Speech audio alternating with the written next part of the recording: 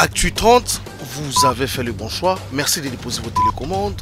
Messieurs et dames, bienvenue à ce journal dont voici le sommaire. Le chef de l'État à Kananga, depuis ce samedi 10 septembre, sur place, Félix-Antoine Tshisekedi devra procéder à l'inauguration d'une route importante dans l'agenda du président de la République, plusieurs autres activités. Lisanga Bonganga, bientôt devant la justice, une procédure est lancée contre ses proches à Martin Fayulu, à sa charge, offense au chef de l'État et faux bruit. Pendant ces temps, à Kwamut, dans les Maïndombe, le cycle de violence se poursuit. 2 éléments des FARDC ont été abattus par un groupe d'individus armés. À la province voisine du Kwango, qui ressent les répercussions de ces conflits, les notables appellent une fois de plus les autorités à cerner le fond du problème qui se pose dans ces coins de la République.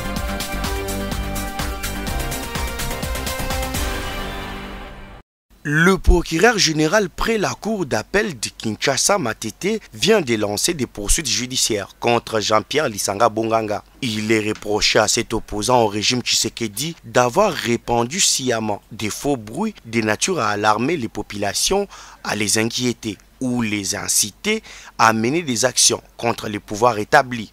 Le coordonnateur de la dynamique pour une sortie des crises est aussi poursuivi pour avoir commis publiquement l'offense envers le chef de l'État Félix Tshisekedi. Du côté des proches de Jean-Pierre Lisanga, on qualifie cette démarche d'acharnement du pouvoir à l'endroit de Lisanga Bonganga pour son combat aux côtés de Martin Fayulu. Autrement, la dynamique pour une sortie des crises ne comprend pas la résurgence de ces dossiers qui est largement dépassé. Il faut noter que le procureur général pris la cour d'appel de Kinshasa Matete, Sylvain Kaluila, a chargé le président du tribunal de paix Kinshasa Lemba à fixer une audience pour entamer les procès.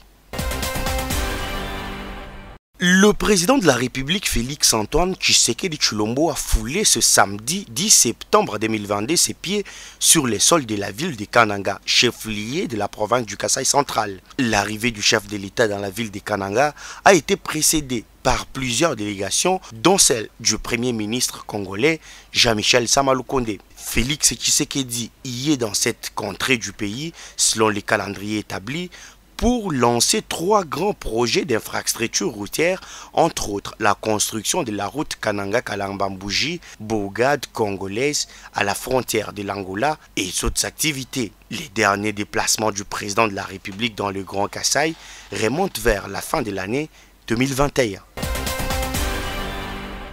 La problématique de la pénurie de carburant était au nombre de sujets évoqués autour du 68e Conseil de ministres. Le chef de l'État Félix Tshisekedi a donné des orientations claires au Premier ministre pour mener de nouvelles actions visant à réduire la pression sur les finances publiques et les revenus des entreprises. Selon toujours le ministre Mouyaya, le chef de l'État a rappelé que le stock stratégique devrait être constitué en nature et garantir un approvisionnement de marché national pendant au moins 60 jours lors des périodes de crise comme celle en cours. Le président de la République a chargé le gouvernement de mener de nouvelles actions afin de réduire la pression sur les finances publiques et sur le revenu des entreprises, tout en garantissant la disponibilité du carburant aux consommateurs à la pompe.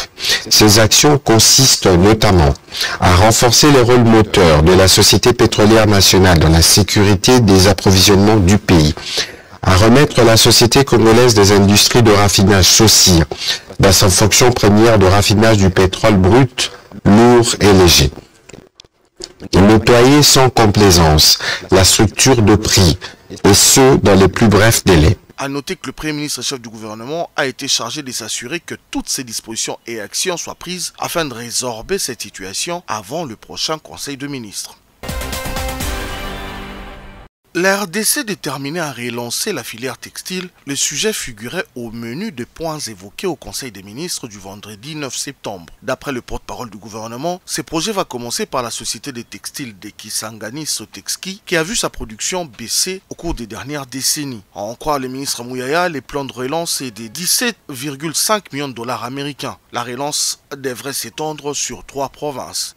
La relance de cette société aura un impact réel sur la vie de la population au niveau économique, social, fiscal et technologique. Il se traduira par le nombre d'emplois directes et indirectes que la culture du coton va générer dans les provinces du Bas-Uélé et des Lituri, les recettes fiscales qui en découlent et le développement de l'amélioration des conditions de production par l'introduction de nouvelles technologies et le renforcement de capacités du personnel. A noter que la stratégie de relance de la Sotexki vise la modernisation et la réhabilitation des installations principalement dans la filature, les tissages, les finissages ainsi que la maintenance.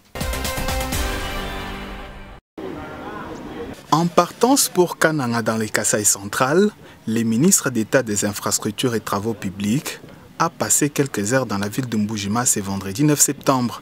Dans la suite d'Alexis Guissaro, le directeur général de l'OVD, ingénieur Victor Tombachikela, et le numéro 1 de Safrimex.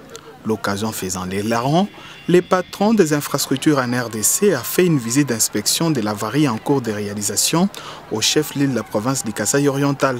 D'abord sur l'avenue Tatokaninda, longue de 3912 mètres, la construction des nouveaux drains se poursuit. Même constat sur la boucle Gémi, où plus de 120 mètres de drains sont déjà construits. Sur l'avenue Kassavubu, Safrimax s'attelle déjà aux travaux des chaussées, un taux d'exécution des travaux jugé satisfaisant par les ministres des Infrastructures et Travaux publics, la vice-gouverneur du Kasaï oriental et le directeur général de l'OVD. Avec les différents projets, nous avons à peu près 60 km de voirie qui vont être réalisés ici. Et il y a aussi un autre projet en cours de préparation, mais qui n'a pas encore commencé, qui est le projet GMC, qui couvrira à peu près une dizaine de kilomètres, à peu près 13 km exactement. Alors, donc, nous avons voulu voir l'état d'avancement des travaux actuellement et nous avions donné des orientations très claires. Nous savons que la ville de Mboujima est une ville qui est sujette aux problèmes d'érosion et donc nous avons demandé aux entreprises ainsi qu'à la mission de contrôle de veiller à ce que les assainissements soient vraiment faits dans les règles de l'art. Concernant les projets Tchilé-Gelou, le directeur provincial de l'OVD, ingénieur Trésor Kachala, a fourni toutes les explications techniques au ministre Alexis Guissaro, disposant déjà sur place de 160 tonnes de bitume.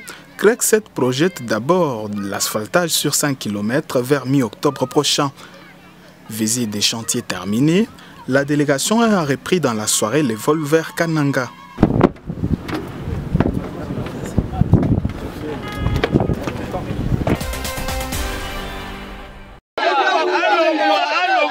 La paix dans le Maïndombe, après les exactions commises les semaines passées, semble encore bien loin d'être revenue dans ce coin de l'ex-Bandundu. Des militaires des FARDC viennent de trouver la mort dans une embuscade leur tendue par les éléments civils armés. Une information confirmée par les responsables de FARDC sur place. Je confirme cette mort car c'est une information restée juste auprès de mon titulaire qui venait d'être sur les lieux même. Ils ne veulent pas voir la tenue militaire. Pendant que la tenue, c'est la tenue d'une armée nationale qui a pour mission d'assurer la sécurité. Pour rappel, les conflits de Kwamouth qui comptaient déjà plus de 20 morts et des centaines de déplacés viennent ainsi alourdir les bilans macabres d'un conflit attribué au peuple Teke et Yaka qui se disputeraient terre et pouvoir. Le territoire de Kwamouth dans le Maïndombe a connu ces dernières semaines 2 actes d'atrocité attribués à un éventuel conflit opposant le peuple Teke et Yaka. Loin de ne toucher que la province du Maïndombe, ces conflits causent bien des faits dans la province voisine du Kwango, d'où l'alerte de notables de ces coins. Nous vivons de rendements, notamment agricoles, du territoire de Kwamouth. Nous avons de familles, nous avons de parents qui vivent dans le Kwamouth. Quand je vous parle de parents, ceux-là ne sont pas que peuples autochtones de Kwamouth. Mais ceux-là se sont amenés à Kwamouth depuis des années. Pour certains, ils sont issus de parents qui, depuis plus d'un siècle, ont vécu dans les territoires de Kwamouth et y ont laissé leur progéniture. Mais nous voudrions aussi encourager des efforts qui s'enregistrent déjà pour pacifier les territoires. Je fais l'allusion aux efforts du gouvernement central. Nous saluons également les efforts de Madame la gouverneure du Maï-Ndombe qui a établi son quartier général au chef-lieu du territoire de Kwamuntu. Autant nous saluons l'implication du gouverneur du Kwilu qui également quitte le chef-lieu de Bandundu par ses services pour appuyer sa collègue gouverneur de Maï-Ndombe avec l'intervention de ses services de maintien d'ordre. Conflit entre deux peuples ou entre groupes d'individus dans le Kwango, les autorités sont appelées à se pencher sérieusement sur les véritables origines des affrontements enregistrés. Ce que nous voulons, c'est la paix. Et pour arriver à avoir cette paix, il faudra nécessairement que nous convoquions un colloque. Organisons un colloque. Convoquons tout le monde autour d'une table. Comme ça, on saura exactement qu'est-ce qui s'est passé. Mais jusqu'aujourd'hui, je pourrais vous dire que nous sommes tous en train de tâtonner. Ça, je n'hésite pas de le dire. Nous ne connaissons vraiment pas les sources, les raisons pour lesquelles il y a ce conflit. Qui jadis, ces deux peuples, les Yaka et les Teke, cohabitaient. Ils se sont mariés entre eux. Les Yaka sont arrivés là-bas il y a près d'un siècle. Et il n'y a jamais eu de problème. C'est seulement, ici, avant les élections, à un an des élections, on voit tous ces chauffourés.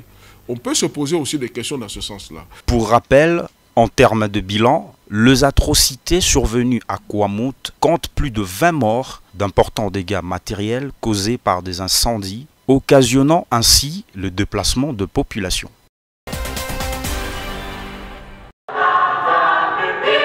Lancement ce samedi du manifeste de Kisangani, un document issu du congrès des SID tenu du 11 au 14 juillet 2022. C'est le président national du parti Engagement pour la citoyenneté et le développement qui a présidé cette manifestation devant le mouvement des étudiants engagés. Ce manuel reprend toutes les résolutions issues du congrès de ces partis politiques. Zéro tolérance corruption.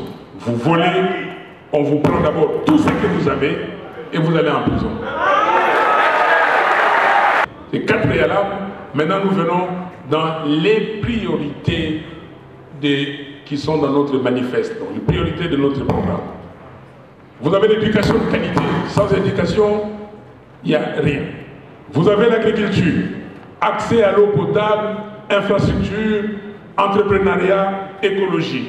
Dans cette rencontre, Martin Fayoulou est revenu aussi sur des sujets d'actualité comme l'affaire des émoluments des députés nationaux, mais aussi la mauvaise gestion de la pénurie des carburants. Je vous ai dit que M. Mbosso nous donne des chiffres.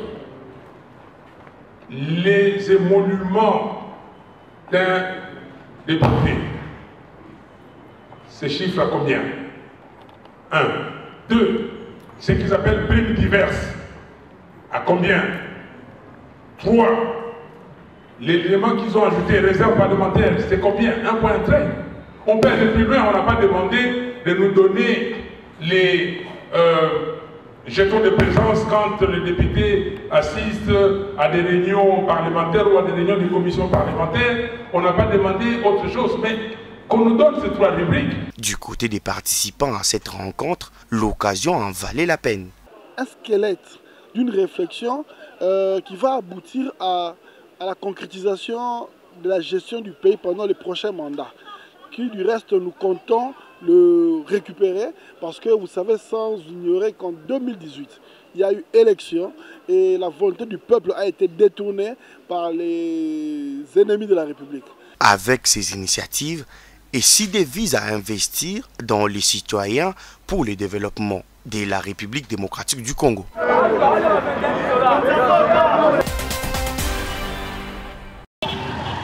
Ils étaient tous mobilisés comme un seul homme pour réserver un accueil chaleureux à celui qu'ils appellent intimement Yandré.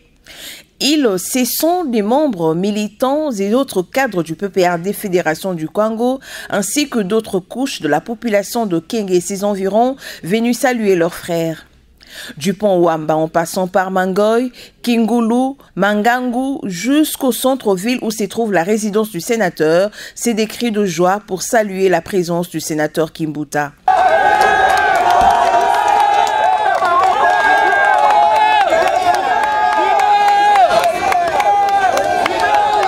Le séjour de l'élu des élus du Kwango à Kenge n'a pas été de tout repos. La journée du mardi 7 septembre était celle d'intenses activités. Le sénateur André Kimbuta est allé rendre visite aux élèves des Epemante Kambuta et Tomazaya, là où lui-même a fait ses études primaires.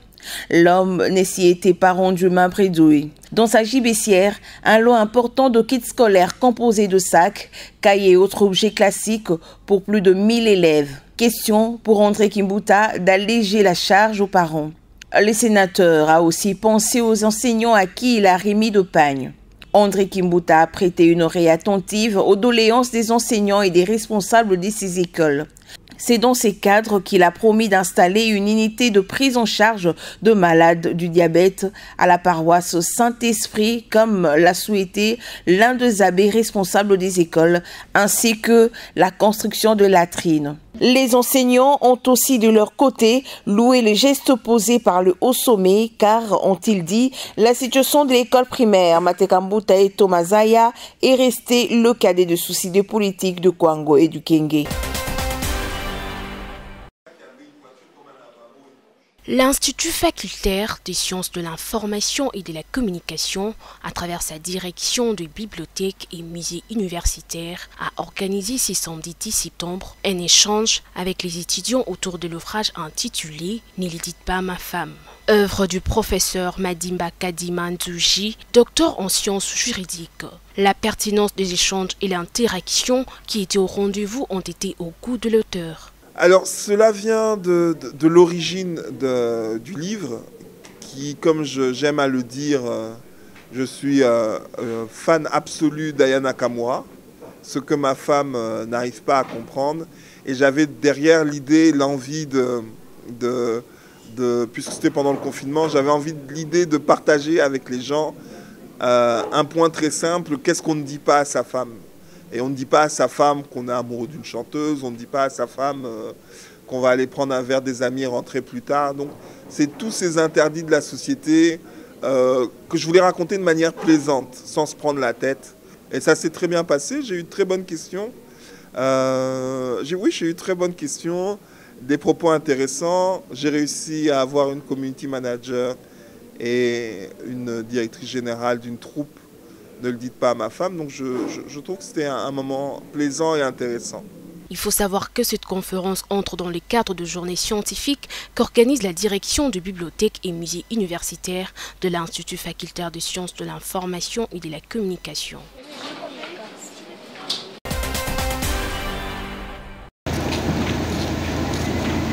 L'Est Vita Club de Kinshasa à l'assaut de Gaborone United, l'un des 4 représentants de la RDC aux interclubs de la CAF pour la saison en cours, va affronter ce dimanche 11 septembre en terre botswanaise les Gaborone United sous le coup de 17h heure locale. Cette rencontre s'inscrit dans le cadre de la manche allée du tour préliminaire de la Ligue des champions de la CAF. Dès leur arrivée dans la capitale Gaborone, les Dauphins Noirs se sont immédiatement entraînés pour la première fois. Les Banambongo ont effectué une séance d'entraînement qui a été axée sur notamment l'animation du jeu, la défense ainsi que la conservation du ballon. Éliminé précocement la saison dernière dans cette compétition intercontinentale, l'Est Club veut premièrement atteindre la phase de groupe africaine cette saison. Après l'étape de Botswana, le match retour opposant les deux formations sportives est prévu le 17 septembre prochain à Kinshasa.